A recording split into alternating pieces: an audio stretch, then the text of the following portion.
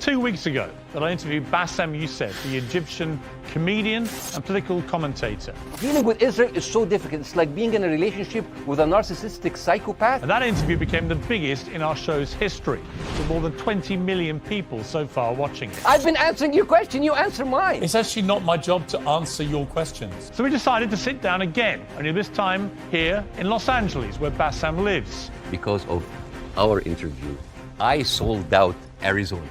Really? Yes. And we talked for nearly 2 hours about the Israel-Palestine war, about the 75-year conflict. This was basically pushed on us by the Europeans.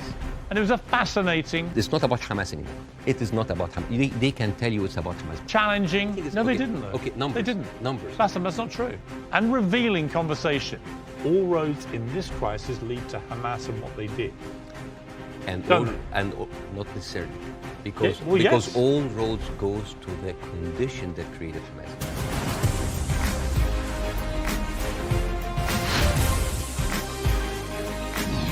It's good to see you. It's good to see you too. Last time, obviously, we did it remotely. Yes. You were here. I was in London. And you complained that it was an unfair situation. You couldn't see me. Your earpiece kept falling out. Yes. So I thought, OK, fair enough. I hear you. I got on a plane. I flew 6,500 miles. And not only that, we're doing it in somewhere that is very familiar to you. It's the Comedy Store in Los Angeles, where you performed many times as a stand-up. So I've done my bit. You did. But actually, this is not the first time we meet in person. No. We did originally in London last year. And I know that many people are watching this for the first time. I would know this, but like I would really love to tell the story of that moment because I was having a tour in the UK and Europe, and I was doing my English stand-up. And one of my, advertising promotion plan was to come on your show. So my agent called me, it's like, Bassem, you're going to be on Piers Morgan. I said, damn. It's like, what's wrong? It's like, well, Piers Morgan blocked me on Twitter. I did. And he said, like, what did you do? I said, well, during January 6th, the insurrection, you tweeted something about it. And I was so angry at what's happening. And I remember you having you and Donald Trump in a picture. And I said the guy who had Donald Trump with him, whatever. And then I used like very harsh words. And of course, you blocked me. So and then I said, like, does he know? I don't know. Does he know? I don't know. Does he know? I don't know. So I walked into the studio. And the moment I was like being seated and they're preparing before we go on air, and you said, oh, hi, Bassem. It seems that you have more followers than me, but it seems that I blocked you. Why? And I told you. And then we said the story on air. And it was funny because I made the joke, I was like, you have always been standing against cancel culture, and you just canceled me on Twitter. But we agreed that this is not canceling because this is your own space and you're free, but now you're unblocked me, and we're here. And we're here. And it was, and actually we agreed about January the 6th, by the way, just for the record. I was, don't know about you, maybe you weren't surprised, I was completely staggered by the response globally to our interview several weeks ago. Were you taken aback by the scale of it? Yes, of course, but I understand why. For many years, the media covering the Middle East has been showing a certain point of view. I'm not going to say bias, but I would say it did not allow certain voices, voices from the other side to be heard. And that is why you see the frustration. Whenever you speak to people in the Middle East, they tell you the same thing. They're not very happy with the coverage of the Middle East because our voices are not heard. Now, I am the least qualified person ever to talk about this conflict. And yet, just because I relate some of the talking points that we say and we hear the whole time, people felt heard. And when people have this feeling, they're happy. They have this response. They say, like, oh my God. For the first time, the West are actually hearing our point of view. Some of the point of view might not go well with other people, but at least we have a conversation. And I think that is the reason why people reacted that way.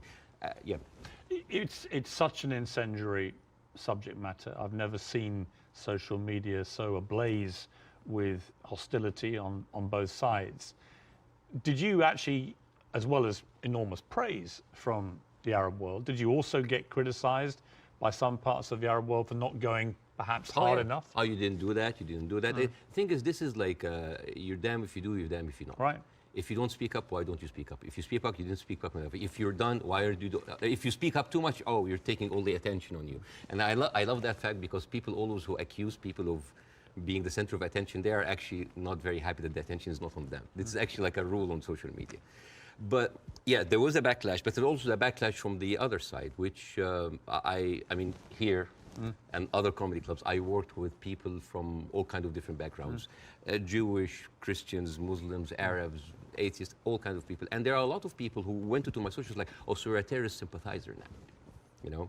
And I think it is important to have a nuanced, deep, interesting, intelligent conversation. A lot of people waiting for this are kind of like, yeah, Bassem, bury Piers, show him. And this is the problem with the news today. The problem is the news today, it's not about the news anymore. It's about the people giving you the news. So it becomes a show, a circus. Two gladiators in the Colosseum, two pigs fighting in the mud. And this is why people don't get anything out of it. It's a circus. You know, one of the things I heard a lot was, who is this guy? And they weren't talking about me. Sometimes I wonder. Now, obviously, you're very, very well known in the Arab world. You're known as the kind of, they called you the Arab Jon Stewart, and you're well known in America, but you weren't that well known, for example, in the UK. And I think what this interview did, it made a lot of people think, wow, all right, this is incredible, but tell me more about Bassem Youssef. And I did a bit of research into your life, and it is a fascinating journey that you've gone on to get here to Los Angeles. And I think it's worth just taking a little beat here to talk about this, because you began in Cairo as a heart surgeon. I mean, that was your career path. Yes. And, yes. And you were a heart surgeon. I was a heart surgeon until, I spent 19 years in that career, 7 years in medical school, 12 years as a practicing doctor. And 2011 happened, and the revolution happened, and I had my own show on YouTube. I did like small videos. Well, I'm going to come to this, because I was by coincidence, I had just joined CNN to replace the great Larry King. And I hadn't actually done any live show. I'd done a few weeks since I joined of taped interviews with big names, Donald Trump, Oprah Winfrey, things like that. And I was flying back to Los Angeles when I got a message that Egypt was going up in the start of the Arab Spring. And I actually went to a studio very near here, about a mile down the road on Sunset, the CNN studio, the old Larry King studio. And I went live for the first time, and it was about the Arab Spring, and it was about what was happening in Egypt. And at the same time, you, in Egypt, were actually in Tahrir Square, helping wounded protesters, actually medically treating them. Yeah. Yeah, I mean, this was a kind of movement that inspired a lot of Egyptians. At the time, I was in the hospital, and a lot of people just had volunteered. And the nurses were just like giving us like supplies, go, go, go. And we were going there, and we were basically tending to the wounded, because it is, and it kind of gives you a different perspective when you see helpless, defenseless people who are not armed, who are being beaten by security forces, military forces, being shot, being, hurt. And all we can do is just like provide some medical attention. And it kind of gives you a perspective to see how humanity sometimes can show its most ugly face. And the suppression of free speech, freedom of expression. Yeah. The ability of people to say what they honestly feel about a situation. Yes. And the suppression of people's basic rights to freedom. Absolutely, yeah. And that kind of like taught me a lot, and inspired me to do the show. But well, you start. I mean, it's a crazy story, this, and I want to tell it, because you just decide to do 5-minute stuff on YouTube. Yeah. And you are expecting a few people to watch it. And then literally it just flies, and suddenly you're getting millions of people watching this. And very quickly, one of the big networks comes in, and then you're suddenly doing this stuff for 30 to 40 million people. Yeah. Like a third of the entire population of Egypt is tuning in to watch it. You're the biggest star of Egyptian television. Oh, please.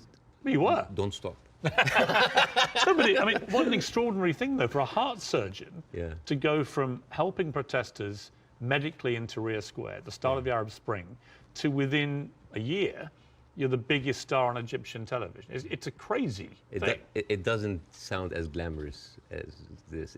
It felt horrible. Did it? Why? Oh, yeah. overnight fame, this Scary. size, it's toxic. Terrible, terrible. It corrupts. It goes into your soul, and it's not good. It's not. I actually didn't enjoy it. And the worst part about it is that like you're trying to do comedy in very controversial climate about very controversial issues. So you'll never satisfy people. And the problem is that people have these expectations. Oh, if you are successful in this, you must be successful at solving this. And when things are not solved, because politics, as you know, very difficult to solve, that expectation, this love turns into hate. And this is one of many reasons that like, I had to leave and I came here eventually. Well, let's just take people through what happened, because Yes. they probably don't know, a lot of people. So during the presidency of Mohamed Morsi, who was a democratically elected Islamist, you had relative freedom to start, but then the more you went after government propaganda, the more you stood up for the people against the government, then the trouble started. Morsi wanted to shut you up. You eventually get dragged through the courts. I was arrested. I was arrested for one day. It was a warrant for my arrest, and then I turned myself in, and I was interrogated, and it was the funniest interrogation ever. And in my stand-up shows, I talk about that scene. Because the guards were reading the stuff out and laughing, right? Well, the guards were taking selfies with me, which is funny. Right. and the exchange between me and the prosecutor, general prosecutor, was extremely funny. I mean, I don't like to victimize myself. I don't like, oh, look at that. I actually like to find humor. But why were you arrested? What was the criteria? Oh yeah, I think the list was insulting Islam, insulting the president, spreading false rumors, and disrupting the fabric of society. And it was, I think the people in the room didn't know what to do with me because they ended up discussing my jokes. So it turned into a writer's room. And I was kind of like, how do you think we make this funnier? And it was the funniest exchange ever. And after 6 hours, I was let go. And was it scary though at the same time that suddenly the machinery was getting a grip of you? Because it was to get a lot scarier. But was it in that moment when you first got arrested, you thought, I'm being arrested for breaching my freedom of speech, right? For some reason, I just like went with the flow. I went to the interrogation wearing the big hat. I went to the show. It was just, I just wanted this to be a farce because I just like, you're really coming after the comedian. And I just tried to enjoy myself, but deep inside I was dying. Well, you actually, it gets serious enough where you may have died, because actually Morsi gets, of course, deposed. In comes General El-Sisi in a coup, a military coup, and he doesn't find satire a laughing matter, particularly when the jokes are about him. You get blocked. They literally block your show from airing. I aired one episode, and it's interesting. This is a very interesting story because the first episode that was aired after the removal in the Muslim Brotherhood, everybody was waiting to see what I would say. Because by that time, all of the Islamic channels that were, I mean, like me and Islamic channel, like it's like they had 5 channels and they were like me and them going like that. They had like 5 channels that have only 1 hour a week. And then they were removed. And then a lot of the other dissident voices were also being shut down. Now, people are waiting. What will Bassem say? And on the day that the show aired, the next day I went out and everybody's like, good, at least somebody is speaking. It was a very controversial episode. Nobody liked it. And yet everybody liked it because people said like, you're supporting the coup. No, you're the Muslim Brotherhood. Everybody accused me of something. All I did in that episode was just being a mirror of what is happening in the street and showing them how ridiculous it is. You didn't take a fixed position. Well, my position, depending on what's your position? What did you intend your position to be? My position was to show the ridiculousness of how the people now was like, oh, we got rid of Islamic fascism, but we are heading towards another fascism. There was a song that I did that was very controversial. People, and it's very funny, the pro-Muslim Brotherhood thought that this is a disrespect to the people who died. And on the other side, the people said that this is a disrespect to the army. And when you manage to offend everybody, you know you're right. Yes. And then the people in the middle, it's like, oh, you weren't tough enough. And I was told, it's like, why didn't you go after? The ceiling of freedom just went down, and I was just like, it is very difficult to go against an authority that was very popular at the time. And especially a military authority with Oh, a yeah. lot of experience Oh yeah. of weaponizing these situations. Yeah. You had death threats. People would always choose, most of the time, they would always choose the military form rather than the religious form, because they kind of like, at least they are not infringing on my personal freedom. Not yet. But you had threats on your life, didn't you? oh, all the time. I don't talk about that because like I have been having death threats, like never stopped since 2011. Never stopped. Have they continued since our last interview? Oh yeah, they never stop. People threatening to kill you? All the time. Why? For what reason? Oh, for just saying something that they don't like. Oh, because you are against Egypt, you're against Islam, you're against our president, you're against God. It never stops. It never stops. It doesn't bother you? I mean, if you die, you die. You know, if you die, you die. I mean, since when, whatever, like, no bodyguards deflected a bullet. You know, maybe the guy who was with Ronald Reagan. But Yeah. I think it's like whatever. Even like at a certain point, I actually had like private security. And then I told them I can't. I cannot live like that. If that's my destiny, if I die, I'll just die.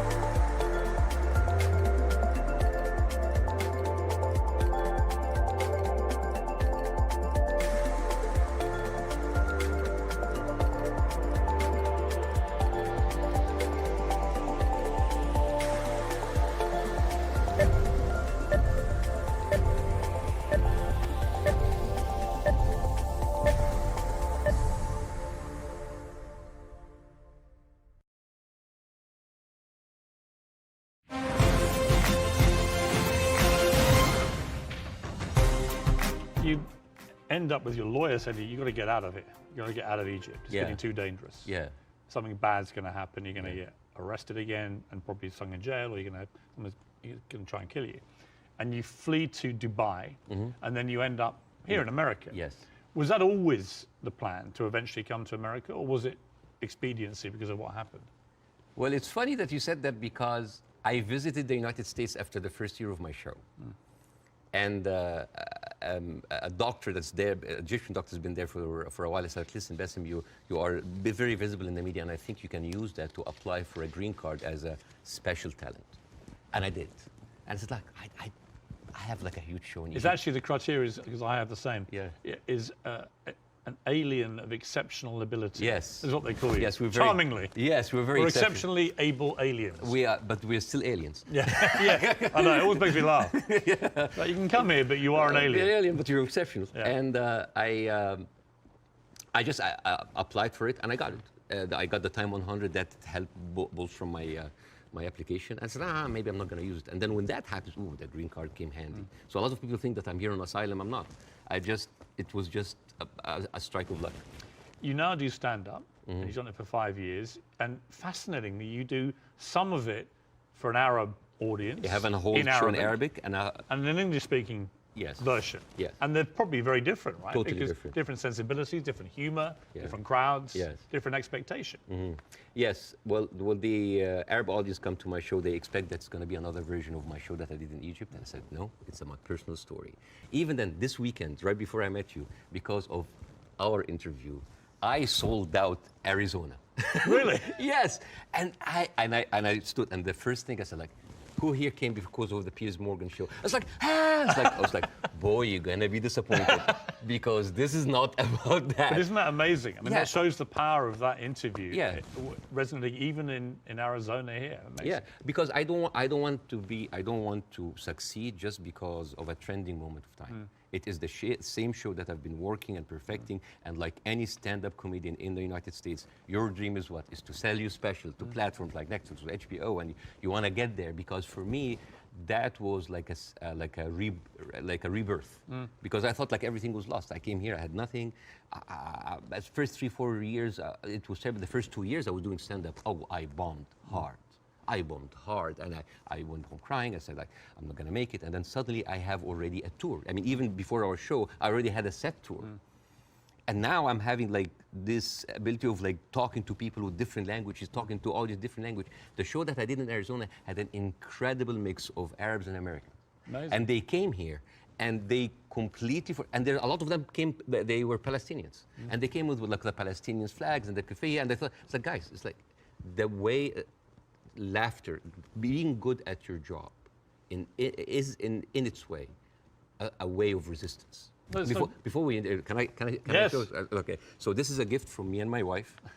This is olive oil from the West Bank. Ah, Whenever I go to Jordan a lot, but my wife also like, ask for the oil from the West Bank. it's very good. It is the best oil ever. And the thing is, the olive trees, they survive up to 600 years. And they are passed from one generation to the other. And it is like a family heritage. And the way that you do it, so this is za'atar. Za'atar is basically thyme, and you add to it sesame and a bunch of herbs. And the way that you eat that, you take like a piece of bread. We don't have to do it now, maybe at the end of the interview. Yeah, we'll do it, yeah. And you soak it a little bit in the oil, Yeah. and then you take the za'atar. And I'll demonstrate here. Chuk, chuk, chuk. And then here. I love it. Well, I love Arabic food. So at the end of the interview, You're leaving with this oil. So I it's will yours. take that. It's And- yours, that. Well, yeah. thank you. And it's very kind of your wife. Thank you. Thank you very much for me. Well, I'm the one who bought it, but it's okay. Obviously, you started the last interview with, I mean, I would argue savagely dark humor involving your wife. How you've been trying to kill her, and she was using your kids as human shields and stuff. And I'll be honest And I'm with you. still trying to. But you know what? When I failed, you know what I did? I went out to the house and I just like randomly slapped other neighbors. So it's interesting. by mistake. Now this time I'm ready for you. Okay. This time I'm ready for the humor. Oh, you're ready? Okay. No, but it's interesting because last time I was very taken aback, and I remember thinking as you were doing this right off the top, I remember feeling very uncomfortable, unusually uncomfortable, and thinking I didn't know how to react to that. I didn't know whether I was supposed to laugh or be silent, and I sort of ended up sort of slightly grimacing, half laugh and listening. And then I realized it was very powerful what you were doing. It was satirical, but it was savagely satirical and extremely effective. And that's why I think the interview did so well. You know why? Because all I did was just take the talking points that's been in the media, not just for after October 7th, all through the conflict. It's always like, we need to kill it. All right. You need to kill 5? No, kill 10. You need to kill some? No, kill all. This is what satire does. It take reality, flip it on its head, exaggerate it, and then you can see how sometimes very uncomfortable and even sometimes stupid that sounds. Because I was just reacting to whatever the media is telling me. It's like, oh yeah, okay, do it. There's no pushback. So suddenly, the person who's proposing the most extreme measures is like, oh, take it. Oh no, that's too much. So that was like a very simple technique. I just took the talking point and just exaggerated. It was devastatingly effective, I thought. Yeah. First, before we go any further, how is your wife's family? Because she is half Palestinian. Yeah. Are they okay? They're good. They're good. They are safe for now. Yeah. And as like that last week, there was no internet, as you have. Yes. You know, I saw you tweet at the IDF. It's like, how can they know? You know how many views that tweet's had? Nearly 40 million. Yeah. Me just saying, how are they going to see this message if you've cut the internet off? Yeah. I'm wondering if the IDF's like, why aren't the Palestinians liking my tweet? Because they don't see it. Right. No, but I thought that was a perfectly correct assessment of it. Yeah. But the reaction to that tweet I did was enormous, as everything is in this thing. And I had a lot of people say, finally, Piers, you get it, right? Finally, you get it. And I wanted to say, listen, I'm trying to reach a place where I get this, but it's an incredibly complicated issue for someone who is not Arabic or Jewish to poke their head into. And I've had to cover it as a journalist for a long, long time. I think I said to you before that I was editor of the Daily Mirror in England when we opposed the Iraq War, for example. So, you know, I have taken stands on this thing. On this one, I find, and I'm going to be completely straight with you, I discussed this with Jordan Peterson this week, and he did a pretty incendiary tweet in which he said, give them hell, Netanyahu, enough is enough. And he was actually very self-reflective about that in the interview we did this week, where he later issued a 20-minute video, because he said sometimes a one-line tweet can be unnecessarily inflammatory to people. Much better to take time to explain it. Here's where I've got to with this conflict now. I viewed what happened on October the 7th as an absolutely appalling atrocity, a terror attack of unimaginable horror. And I absolutely think that Israel has a right to defend itself from the people who committed it, Hamas. And I've questioned for the last 3-4 weeks, what is a proportionate response? And I have said repeatedly, I don't know the answer. I want people who have a view to have a view about that. And I'll ask you again about where you think we are with this. I also acknowledge that Hamas live amongst civilian population in Gaza. And therefore, if you do what the Israelis are currently doing, which is a ground offensive into Gaza, a lot of civilians are going to get killed. And at what point does that become disproportionate or even illegal? And I don't know the answers to those questions. And I have a moral quandary, because my instinct is to say that Israel has no choice but to respond to what happened in a very forceful manner. I understand why they want to eliminate Hamas altogether. I understand that if they feel they can, then perhaps we can move to a two-state solution or peace or whatever it may be, although I don't think Netanyahu will ever be the person to do that. But the moral question for me is, at what point does this become disproportionate? And when you see thousands of children being killed in Gaza, it fills me with utter horror. And then people say, well, do you condemn it? And I find it very easy to condemn Israel turning off the water, Israel turning off the power. I think it's terrible what's happening in the West Bank with the settlers. I think that the stuff there is completely easy to condemn. But can I, hand on heart, condemn Israel trying to destroy Hamas after what they did on October the 7th? That is where I'm struggling to find myself saying I condemn it, because I believe that they are right to try and destroy Hamas. Now, what do you feel about my moral quandary? Well, there's a lot of points, very lot, and I think this will kind of like lay the ground rules for that interview. There is a whole thing about like, is the right to defend itself, the condemnation. First of all, let's start with condemnation. Yes. You want my opinion? Yes. Condemning Hamas or condemning Israel, Yes. completely useless. Completely useless. Why? I condemn Hamas, you condemn Israel, interview is over. What happened? Nothing. It is just checkpoint, like morality checkpoints. But I've interviewed a lot of pro-Palestinians, for example, some of whom will immediately say, I unreservedly condemn the terror attacks of October the 7th, and then go on to criticize Israel. And I think that's it's a position I can completely respect. Yeah. But I find it much harder to respect a pro-Palestinian guest on my show if they simply resolutely refuse to say that they can condemn the terror attacks. Yes. I find that less worthy of respect. But you see, this is the problem with the news. We go into the circular motion of the same answer. One thing that I have noticed, not just in the coverage of these events, the events before and before and before, every time this starts, people say, we don't know what's happening. It's a very complicated situation. Right. What is happening now? And for me, as a viewer, if a conflict that's been there for 75 years and the media with all this technology has been covering it and we hear the same exact words, we don't know what's happening. It's complicated. It's a very complex, that is a failure of the media apparatus.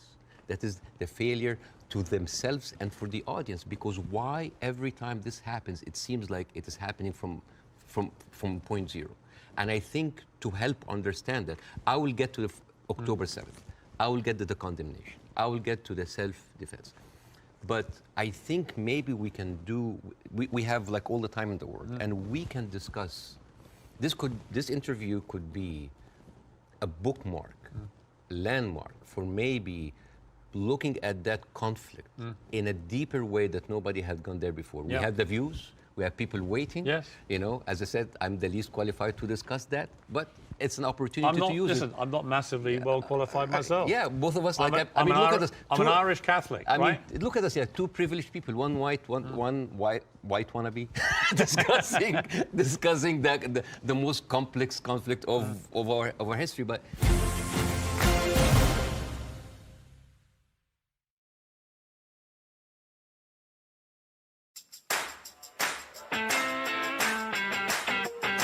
we're here. Good morning, everybody. Hope you're well. Thanks for joining us. You're watching the Independent Republic of Mike Graham right here on Talk TV. Welcome to Friday Night with Nadine. Here on Primetime, we like to speak to the business people behind big moments. Good evening, I'm Piers Morgan, uncensored in New York City. Very impressive, well played. I'm 3 days into the job. What have I done wrong? Yeah. And your face just stared out at me. Me and you, conquer time. Who wins? You. Do you know what I love about Talk Today? We do it all. Sunak, Suella, scones. Are you actually speech rating for Rishi Sunak? I'm so rich. Frankly, I'm going to take the side of boozed up Brits against these pompous What do you mean you're not going to support Mayor Jose No, Luis I am Sanz? not. Stop pandying to the NIMBYs, to the naysayers and the National Society for the Preservation of the Habitat of the Lesser Spotted Newt. The problem lies in the bureaucracy. It's almost like those highly paid consultants don't really know what they're doing.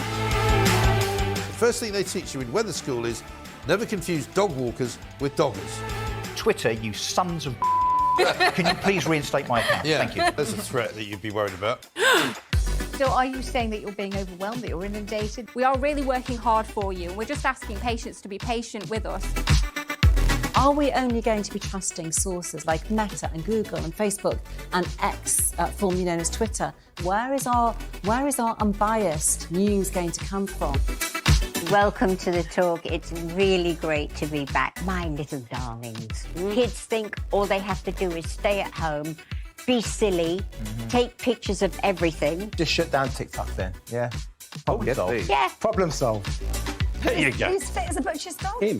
Oh, right. but he's now middle class. Three of us here, Tess. I nearly have empathy when I'm speaking to them. I know now, you're probably going to boot me off the show after saying this now. Kevin O'Sullivan is the worst presenter on Talk TV, sitting on his fat arse talking for a living. Got former PMs all over the joint saying things the last few days. We have indeed, yeah. Great first show, you having fun? Oh, a ton of fun. King Piers and King Cube. I think it's only room for one king, man. You know what I'm saying? Just because they're skin folk don't mean they're kin folk. When I say I am God, you think I'm joking or not? You tell me. I'm not joking. I'd rather do it on camera. No. If it's on camera, we're not doing the interview. Why? We'll explain why. How do you feel about that influence that you have? You better be careful. We're coming for your children there, buddy. About my resignation, yes, I'm going to do. You're going to resign? Yeah, I'm going. I've been answering your question, you answer mine. It's actually not my job to answer your questions. Thank God for Talk TV. It's not only the home of common sense, it's the only place where you get the truth.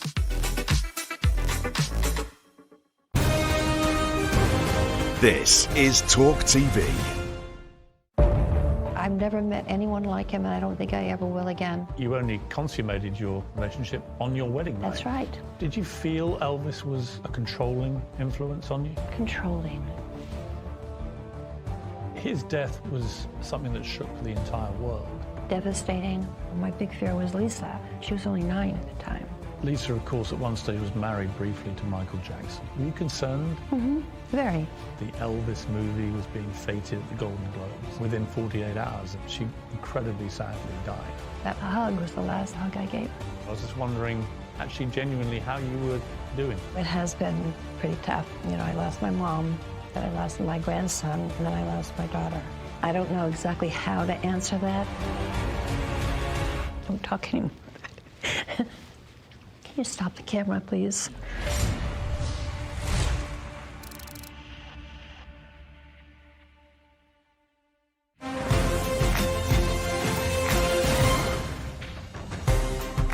I want to start in a totally different area. I want to start with anti-Semitism. Yes. I think it's an important issue. Yes. I think there is a rise of anti-Semitism in the world, and I think there is. This is very dangerous. And I, as a Muslim, who has been through events where there were terrorist attacks somewhere, and that reflects on us, I can completely feel that. And I think it is very important to agree on the language, because the word anti-Semite has been used and abused, and most of the time not for the good interest of the Jewish people.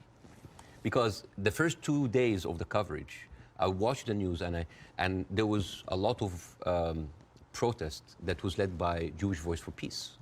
And they were led by people who opposed the Israeli attack on the civilians.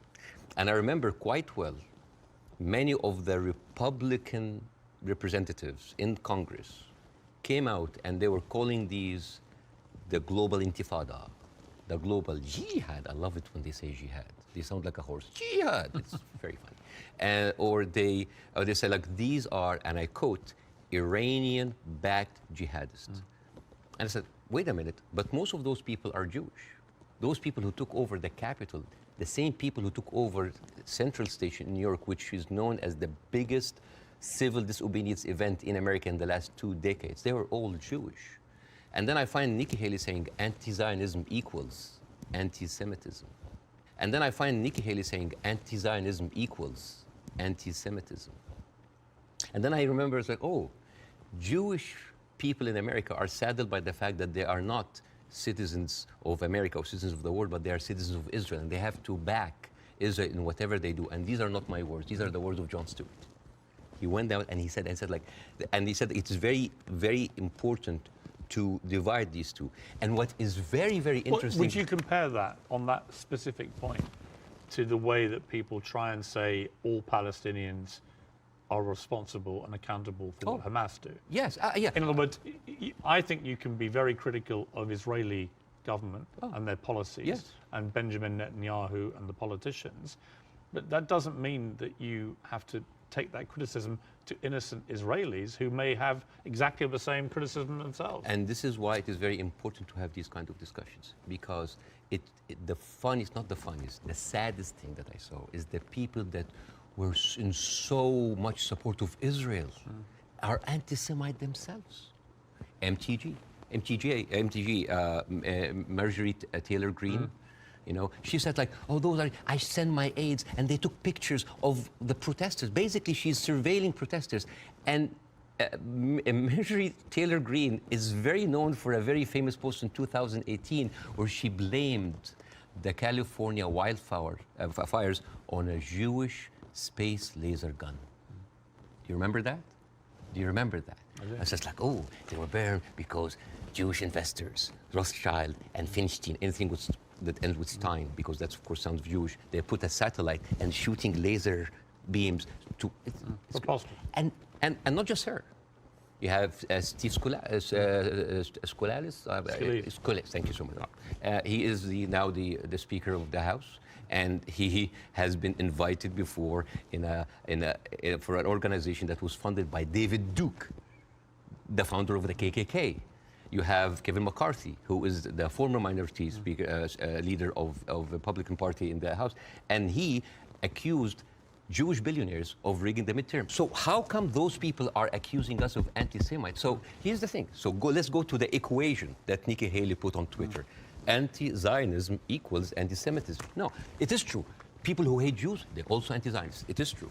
And you could be someone who hate Zionists, who don't like Zionism, and you are Semite. You could even be Jewish. And guess what? You could be a Zionist, like those people, supporting Israel, and at the same time you hate the Jews, because the chant, Jews will not replace us, these echoed in Charlottesville. It did not echo in Gaza. I mean, in Gaza they say worse stuff in between the bombing, on their downtime. And these are the same people who are seen with Nick Fuentes, with Donald Trump, with Stephen Bannon. And you know what's most Donald interesting? Trump had him for dinner at Mar-a-Lago. And all of those people are buddies with Benjamin Netanyahu. So how does this work? How does this work? And you know the people who speak against this, like Jon Stewart, like Bernie Sanders, like Naomi Klein, what do they call these people? What do they call them? Self-hating Jews. And you know what else now they call them? They call them capos. Capos. You know what's capos? Capos, basically these were the Jewish inmate in Auschwitz that were forced by the Nazis to stand as guards on their own inmates. You see how degrading this is. And this is the way to shut down conversation. Anti-Semite, Islamophobe, you hate America, you hate the military, you hate Egypt, war on Christmas. This is how you shut an environment that does not allow disagreement is not an environment made for growth. It's an environment made for control. Let me ask you this.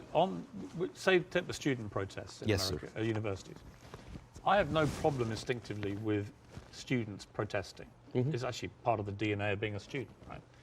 But I do have a problem with two things. One, the protests that happened almost immediately after October the 7th, within hours, which were clearly, deeply, deliberately inflammatory and hurtful to Jewish people. Secondly, I have a real problem with the students who were beaming direct pro-Hamas slogans onto buildings on campuses in America. You know, I'm all for free speech, and I really am. The whole show is predicated on that. But not to the point where you see Jewish students barricaded into libraries because a mob is descending on them. There is a distinction to me between people who are obviously overtly, I mean, there was a professor at Cornell University who was literally seen in public shouting how exhilarated he felt by the attacks of October the 7th. He still hasn't been fired, that guy. I think that crosses a line. Do you? Yeah. I do not like this way. I mean, I can understand why, but I don't condone it. I would never, because you have to understand these people, again, I'm not supporting them. I just want to make sure about two things. The reason that I started with anti-Semitism, because I wanted to make sure to clear any confusion that when I speak about Israel, I'm speaking about Israel. Yes. When I speak about Jewish people, I'm speaking about Jewish people. Yes. When I speak about my Zionists, I'm speaking about Zionists. It was very... Because no, I think it was very powerful that you did that. Yeah, I have to be careful. That's the first thing you did, because I think it's really important. Yeah, but at the same time, when I tell you why does that happen, it doesn't mean that I condone it. There's a difference between explanation and justification. Those people who are exhilarated, the way that they... This is the same reason why people were so happy about the interview. What do they see? They see Israel as a criminal state who is killing their people, and in the same time, they are supported by the international community in America. They have no guns, they have no superpower backing them. All they have is just feeling of happiness, like, yes, our enemies that we cannot touch them has been hurt. All they can think about, that these are their enemies that have been hurt, right? I'm not condoning this, but again, like when people were celebrating terrorist attacks, you know, against Western targets. Of course, I don't condone that. But why? Because those people has been, from a very young age, what have they seen? They're not being heard by the media. the plight and the suffering of the brothers in Israel, in Palestine, in the Arab world are not being heard. People in Iraq, you know, like when America and Britain invaded Iraq, right? What the Arabs saw? It's like two superpowers are coming in on just regular people. So whenever there was like a bomb or like an attack on American troops, people would celebrate. Yeah, they're our enemies. Emotions are very inflammatory, and it is not right. But those people had nothing else. All they say is just like shout. All they say is like to rejoice. It is not right. Again, I'm explaining why is this happening, because it's like, yeah, if I cannot get you, I'm just gonna scratch your eyes. I'm gonna scratch your eyes because you've been beating me all the time, and you have the whole international community backing you up, and all I can do is scream. Is it right? No. But it is understandable. Again, it's not the right thing. But no, it's not like understandable. It's like, oh, no. But again, it is an explanation.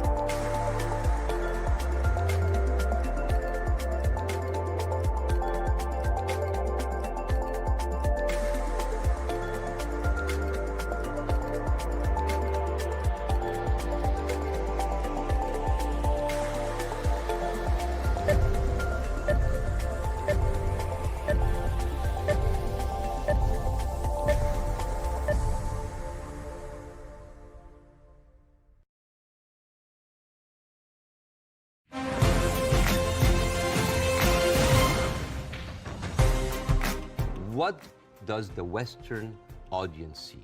They see people rejoicing for the death of innocent civilians in Israel. This is what have the Arabs seen for years on the Arab world. For example, if you look up Sidrot cinema, this is in 2014 when Israel was bombing Gaza as usual, and the Israelis in the Sidrot, the kibbutz or the settlement, they went on a hill and they had popcorn and they had drinks and they were like watching the show and they were cheering with every rocket coming down. This is what we see. Western people didn't see that. Well, somebody found a tweet actually of mine from 2014, in which I said, at what point does what Israel is currently doing to the Palestinian people become terrorism? And because I've always said, you know, I've spoken about this a lot over the years, and I've always tried to be extremely fair-minded, albeit nobody really wants you to be fair-minded. They want you to take a side. But that was clear that my thinking back then was that they were absolutely overstepping the mark. Absolutely. But again, to the point of rejoicing. No, I know what you mean. Yeah, but like if you, for example, Google the wedding of hate. This is like a Jewish wedding in Israel where they were celebrating the arsons and the burning of Palestinians.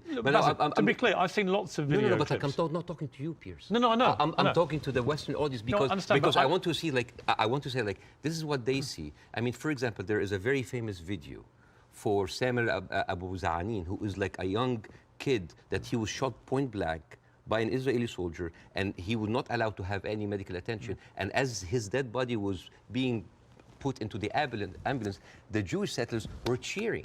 So for an Arab audience, this is what we see every day. So when they say, oh, we heard them back, we heard their people like they heard back, it is not right. But this is what hate does. It escalates, it feeds each other. Radicalism feeds it. It is terrible, and it is just like a vicious circle. So I would like to do something that is very interesting tonight. When I invited Jon Stewart to my show, as much of like a reception that if you've seen the YouTube, people just like, we had to cut the 5-minute standing ovation for broadcast. People were on their feet for 5 minutes. They could not believe it. I remember Jon Stewart telling me I could never imagine that a Jewish guy from New Jersey would have that kind of reception in Cairo. And yet, on the internet, people who would, what? You brought a Jew on your show? Why you are with a Jew? Yes, hate is there. And I want to do something very interesting today. I want to give, I like telling stories. And I'm going to tell you a very nice story. Tell away. This is the story, surprise, surprise, of the suffering and the plight of the Jewish people. And I want to say that because it is very interesting when you see the trauma and the suffering that the people on the other side went through, you might understand why they're coming so. So this is, see this? This is a map of all of the history of the expulsion of the Jews in Europe. They've been like, I have never seen a minority being kicked around this much, right? And of course, this comes back to the, you know, the whole idea about the original sin, that you have betrayed Jesus Christ. The blood of Jesus is on your hands. And then comes the 11th century. At that time, Jewish people were not allowed to own land. They were just peasants. Even some of the professions they were not even allowed to participate in. But they were allowed to do one thing, usury, money lending, because it was prohibited by the Catholic Church to engage into that. So what happens when you work in money? You get richer, right? And those Jews lived in ghettos. Now, ghettos was not just like isolated neighborhoods in cities. Sometimes ghettos were outside the city. This is like how isolated they were. And in those ghettos, they have to pay gold to the mayor or the governor or the prince or the noble. So they would see, you're getting richer. I need more taxes. So they pay tax. What happens when you have a business and they increase your rent? You increase your service, increase the taxes. So what happened? The Christians started to default. And suddenly, the image of the greedy Jew was created. Shylock, merchant of Venice. This was the kind of oppression that the Jewish people went through.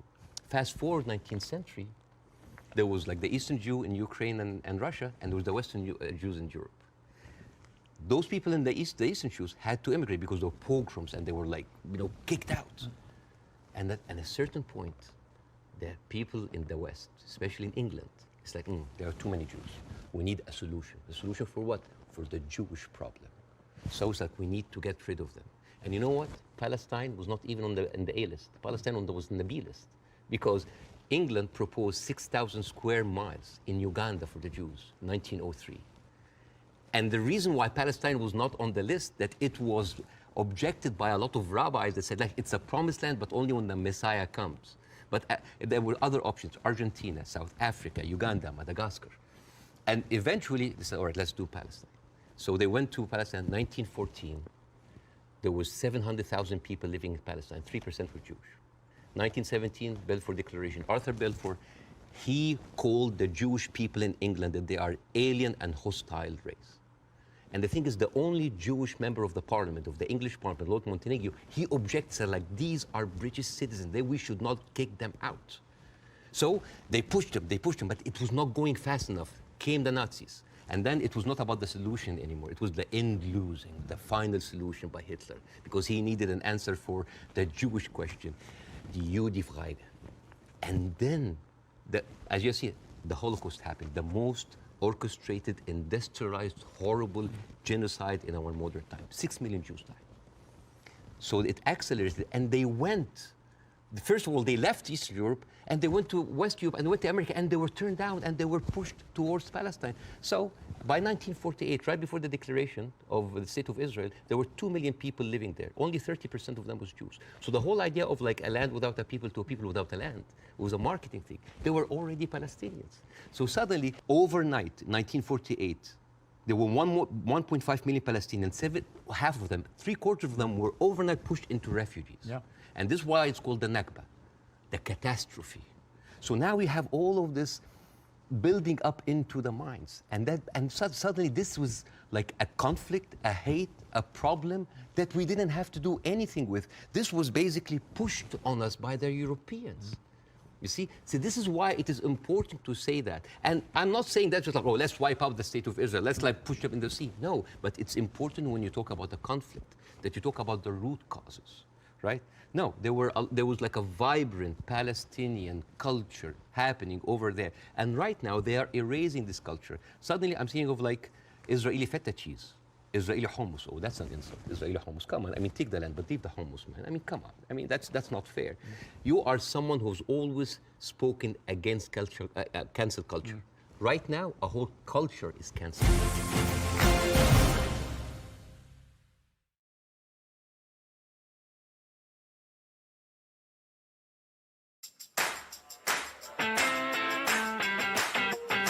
We're here. Good morning, everybody.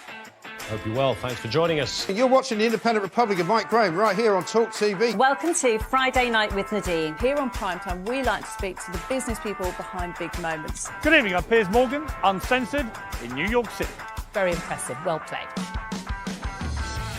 I'm 3 days into the job.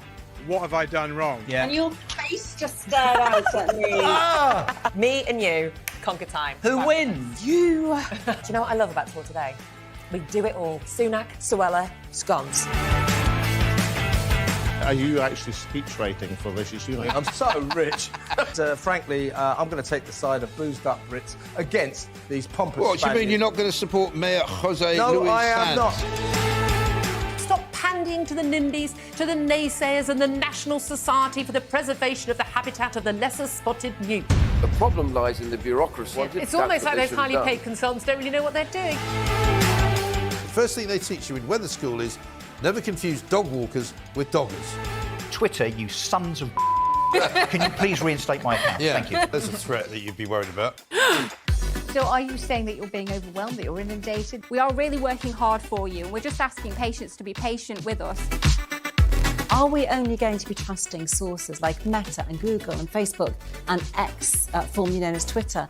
Where is our unbiased news going to come from? Welcome to the talk. It's really great to be back. My little darlings. Kids think all they have to do is stay at home, be silly, take pictures of everything. Just shut down TikTok then, yeah? Problem solved. Yeah. Problem solved. There you go. Who's fit as a butcher's dog? Him. Oh, right. but he's now middle class. Three of us here, Tess. I nearly have empathy when I'm speaking to them. I know now, you're probably going to boot me off the short. Kevin O'Sullivan is the worst presenter on Talk TV, sitting on his fat arse talking for a living. Got former PMs all over the joint saying things the last few days. We have indeed, yeah. Great first show, you having fun? Oh, a ton of fun. Yeah. King Piers and King Cube. I think it's only room for one king, man. You know what I'm saying? Just because they're skin folk don't mean they're kin folk. When I say I am God, you think I'm joking or not? You tell me. I'm not joking. I'd rather do it on camera. No. If it's on camera, we're not doing the interview. Why? We'll explain why. How do you feel about that influence that you have? You better be careful. We're coming for your children there, buddy. About my resignation, yes, I'm going to do. You're going to resign? Yeah, I'm going. I've been answering your question. You answer mine. It's actually not my job to answer your questions. Thank God for Talk TV is not only the home of common sense, it's the only place where you get the truth.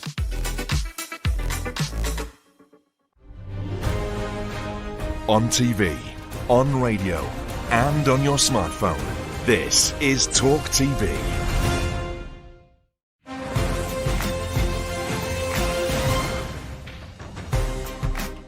Let me ask you this. Jonathan Friedland is a top Jewish journalist for the Guardian newspaper. He wrote a very interesting column last week in which he said, at the root of all this, you could argue you have two sets of people with just cause, and they believe passionately in their just cause. And he was sort of advising people not to take sides unless you really understand the history. Would you agree with that? Would you agree that both sides have legitimate just cause? Not with the methodology that's taken place, and you've given an extremely detailed analysis of the build-up to what happened in 48. To me, it's pretty clear 700, 800,000 Palestinians were displaced from their homes, and it should never have happened. And that has been absolutely, I think, the root cause for so much resentment.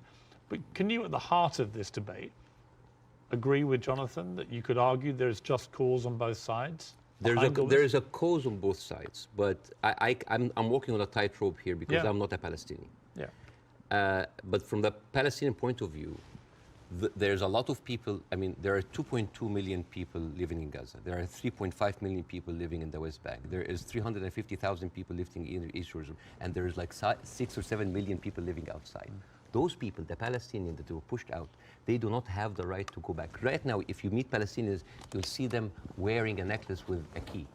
That key is their house that they were kicked out from in Yafa and Haifa. You know, like my wife's family comes from Ramla, which is 50 miles from Gaza. And according to the law, those people have absolutely no right to go back. Even if you are a Palestinian with an American passport, they give you hell in order to go in. And yet, a Jewish person born anywhere in the world, born in Poland, born in the Ukraine, no question asked, he can jump on a plane, land in Israel, and get the Israeli citizen and take a house that most probably belonged to a Palestinian. So it is not just like it is an ongoing injustice that has been happening. Now, I mean, where would you criticize, if you're being fair-minded, where would you criticize from 48 onwards the behavior of the Arab side? Well, put yourself in the Arab side. At 1948, you constituted 70% of the population. Suddenly, the UN is giving you 48% of the land, right? Not just that, I mean, the Arab regimes, because they did terribly, and see, this is the thing, like, Arab nationalism at the height of these people feed on each other. You know, because it's very, very important to have a problem. Oh, it's Israel, and for Israel, oh, it's the Palestinian. It's a very good distraction. I mean, sometimes I feel that like the Palestinian cause is very useful for both sides to stay there as a tension because it's always a way to reflect. But, and this is a very important question because in the mind of the Western audience, they always thought of the Palestinian resistance or the Palestinian side as like Islamic, as militant. No, as a matter of fact, some of the early suicide bombers were female Christian Palestinians because they, like the IRA, you know, they were fighting for a land. The whole idea of Islamization of the whole cause came very later. As a matter of fact, you will find this very interesting because when I saw this, I did not believe it. This, you know, the Fatah movement, which is the PLO, the Fatah. This was their slogan. Can you see? You see there's a crescent, a cross, and a menorah. And they say unitary, democratic, non-sectarian. So basically in the 1960s, Fatah were basically marijuana-smoking, tree-hugger hippies. And yet that didn't work, right? And the thing is, I always hear that like Arabs were giving so many chances for peace. That is not true. As a matter of fact, all along history, Israel didn't give an inch of land by peace.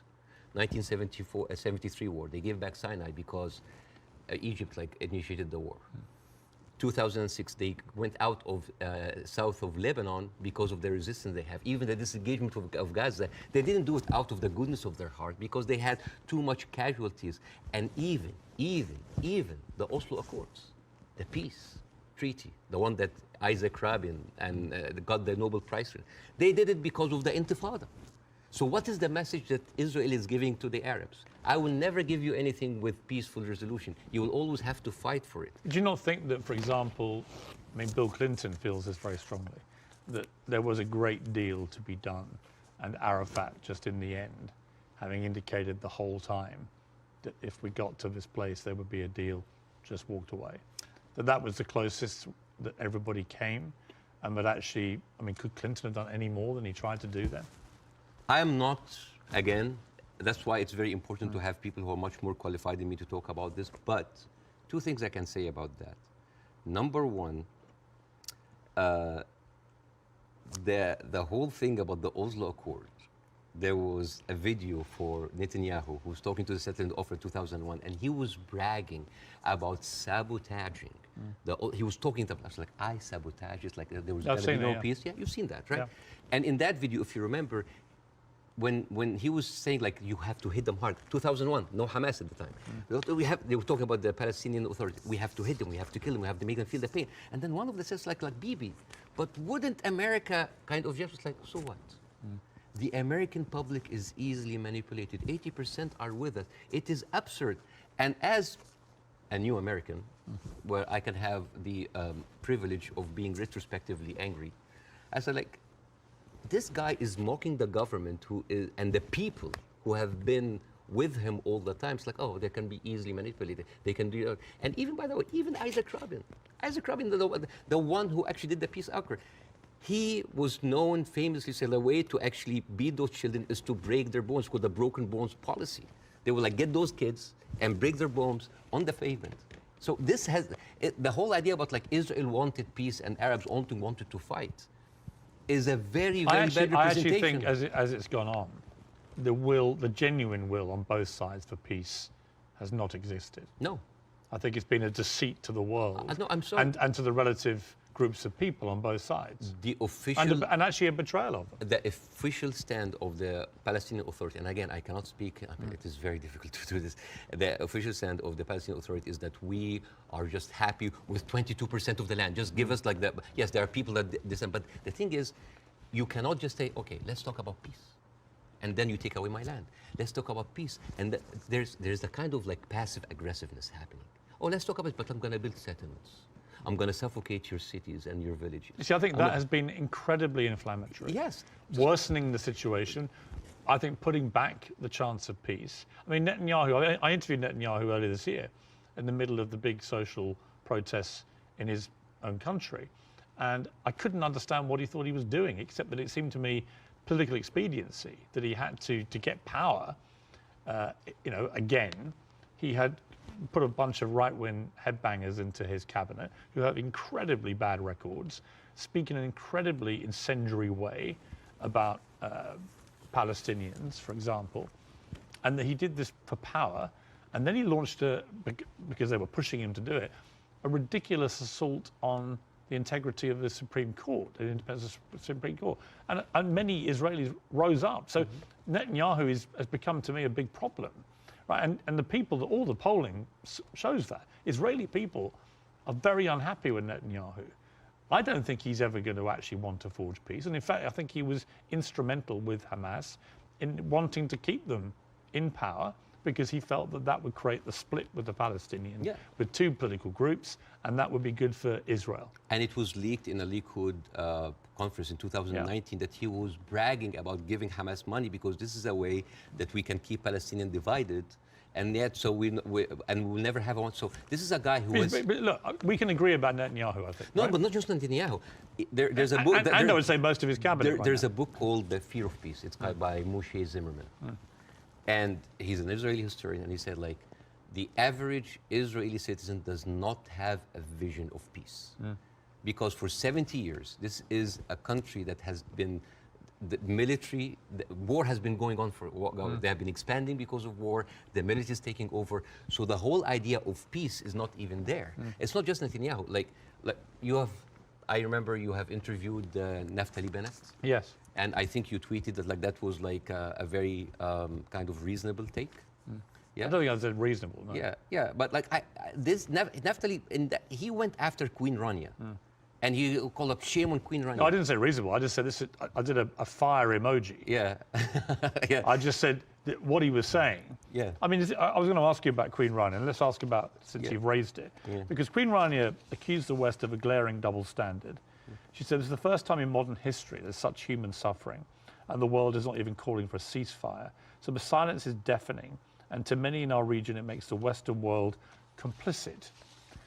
Now, other people said, well, okay, if you feel that strongly, why aren't you taking in any Palestinians? Why is Egypt not taking Palestinians? Why does the Arab world want to constantly attack Israel without actually offering any place to go for the Palestinians? And what do you say to that? That is exactly what Israel wants. And that is exactly what actually starts Third War III. This is the war solution. These are Palestinians, these are their lands, and then suddenly take them. Why? So they've been basically kicked around from their homes, and now another country should take them? You see what will happen? Imagine this. Now, and because Israeli official has been talking openly about this, it's like, why don't they just go in Sinai? Why they go? You know what will happen? Those people are going to be pushed in Sinai, and with any population, 2 million people, they are living in refugee camp. What do you think will happen? Unrest. Chaos. And then after a few years, the Western media will come with their cameras like, oh, look at those Arabs. Oh, they're killing each other. Oh, Israel is good that they got rid of them. And then they will go to the West Bank. And so those 3.5 million people push into Jordan. The whole idea, why does Jordan take them? Why does Egypt take them? The same question. Europe has 44 countries. Why don't they take Israel? America has 50 states. Why don't they give them Florida? I mean, we seem to complain about Florida the whole time. Why don't they just like give Israel? The whole idea was like, oh, you're Arabs, you're all the same. No. Because what will happen then? So Israel will move into Jordan? It's like, oh, Saudi, why don't you take the Jordanian? So this is not a solution. This is not a solution. Bassem, I hear you. I'm not taking a position either way. Let me ask you directly. But I want to say something about what Queen Rania said. Okay. The whole idea about like the West. Yeah. I think that in 3 weeks, Israel morally corrupted the West like no other. I think the West will have a lot of time to recover because for years, the West has been telling us, oh, look, we're liberal. We're all about human rights. All are equal. Adopt our values. And then suddenly, well, you don't want to even to cease. We don't want to even tell Israel to stop. And suddenly we woke up and we found McDonald's are giving free meals to the Israeli because like nothing will make you feel better after killing a bunch of Palestinian kids than a happy meal. You know?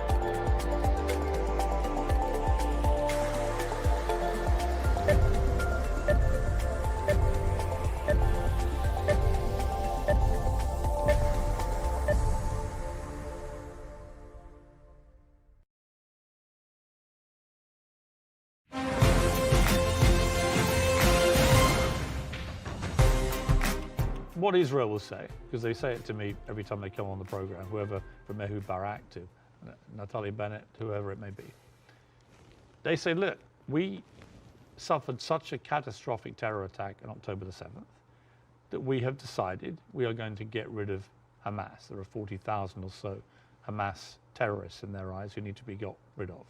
And I do believe they're terrorists. Only terrorists can commit the kind of act of terrorism we saw. So can we, on that point, can we agree on that? Do you believe Hamas is a terror group? It is classified by America as I'm not a big fan of Hamas, and they are a militant group. That does like stuff that... Are they terrorists, do you think? Yeah. Cool. Okay. So we agree on this. So you have 40,000 of them living in Gaza amongst the civilian population. If Israel has decided to eliminate a terror group, Hamas, as the world did with ISIS, for example, and I think there are a lot of parallels given the way they behaved on October the 7th to ISIS, how do you do it? How do you do it if you don't do it the way Israel is currently trying to do it? Exactly not the way that Israel does it, because if you have one of the most advanced military powers in the world, and it takes you 3 weeks, 9,000 Palestinian civilian death, 21,000 injured. As we are talking right now, Israel just bombed Jabalia, which is a known refugee camp. This is not self-defense. You know, like one of the most questions, like, does Israel have the right to defend itself? This is a no-value question. This is a no-value question. Well, I would ask a different point. I would say, not only do they have a right to defend themselves, which every country would after a terror attack, right? But they actually have a duty and responsibility to their population to try and stop that happening again to them. They've been doing... And I do understand, and I agree with that. Yeah, but here's the thing. If it takes you all of that time, all of these civilians, to take out a few hundred guerrilla fighters... We don't know how many of the people who died... We don't know. It doesn't matter. Yeah, but Bassem, you don't know and I don't know. We don't know, but like... We don't even know if the casualty numbers are correct because they're all coming from Hamas. And we should, and we should believe Israel? No, not necessarily, no. I don't believe either side. But here's my problem with Israel. But here's my point. I don't think we should assume that we know these statistics are correct. I don't think we should assume we know exactly how many children are being killed. We do know a lot have been killed, so the moral argument remains the same. But we don't know how many Hamas terrorists have been killed in the last 3 weeks. We just don't know, do we? So basically we're dealing with a very incompetent military force that has been sucking America dry for years, and then they cannot do the job. But how else do they get rid of Hamas? Not like that. How do they do it? I don't know, but not like that, because they've been trying. But you've got to have another... They have. First of all, I'm not a military expert. Second of all, they've been trying the same thing for years. They go in. This is not an eye for an eye anymore.